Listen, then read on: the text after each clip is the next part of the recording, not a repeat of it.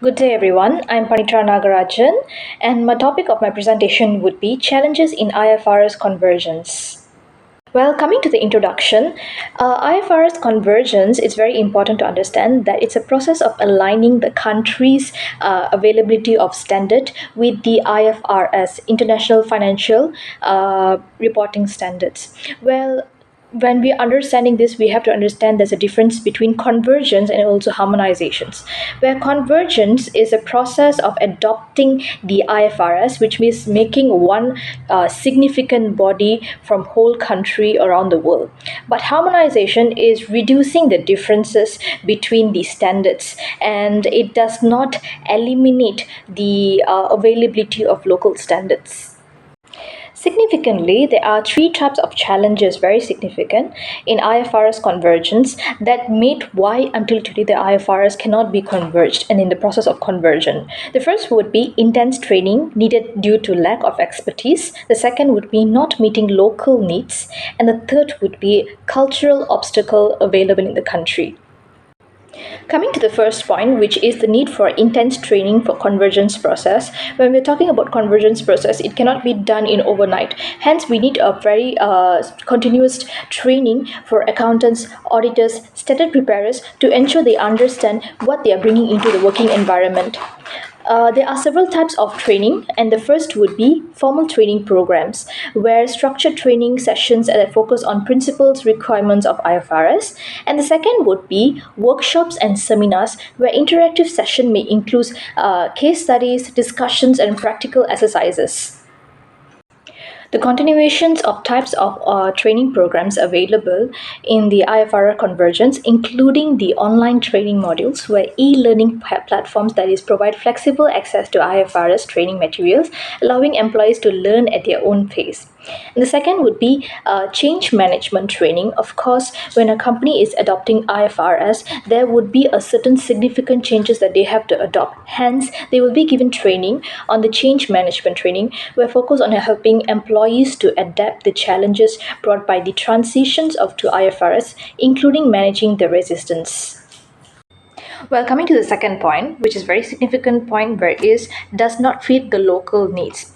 It is very important to remember that every jurisdictions have their own accounting practices as well that fits into their local needs. Hence, misalignments with local practices if it's a convergence of IFRS.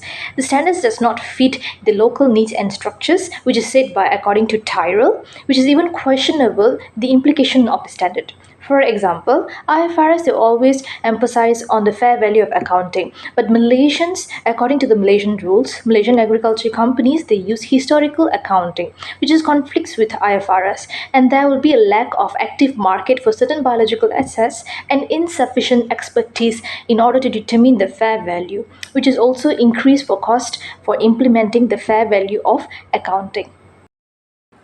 While still continuing and does not fit the local needs, we have to talk about the translation challenges in non-English speaking countries, for example. So, according to Pereira and Badon, translation of non-standards in non-English speaking countries would cause issues such as diverse interpretation, inconsistency in application of IFRS. Obviously, when we are translating something from English to our own language, it does sound different, and there is a possibility that it also means difference. For examples, in Japan, Japan allows IFRS, but interpretation translations from English to Japanese can convert into a various meaning that would really affect the implementation of IFRS. The final point would be cultural and legal obstacle. Obviously, some of the countries that we have, Islamic countries and non-Islamic countries, for example, Malaysia, we do have Islamic accounting practices available. Hence, integrating Islamic finance into IFRS has a significant challenges as well. Although MFRS is applied to both, especially in Malaysia, both Islamic and conventional institution, reconciling the IFRS is quite a challenge. For example, profit sharing like Murarabah, Musharaka in Islamic finances can cause a significant challenges to be in convergence with the IFRS. The prohibitions of riba, especially Islamics, they don't believe in interest, but IFRS has no going against it actually. So this must adopt alternative methods or develop tailored standard to ensure there's a Sharia compliance especially. As a conclusion, while the convergence of IFRS brings up various kind of advantages to every countries and jurisdictions, but it also associates with the challenges and requires careful considerations actually. Organizations must invest in training as said before in the points, and also regulatory differences have to adapt the cultural differences as well. And by addressing these challenges very carefully and meticulously, obviously the convergence of IFRS can be overcome the issue. And that's all from me for the issues of converging IFRS. Thank you.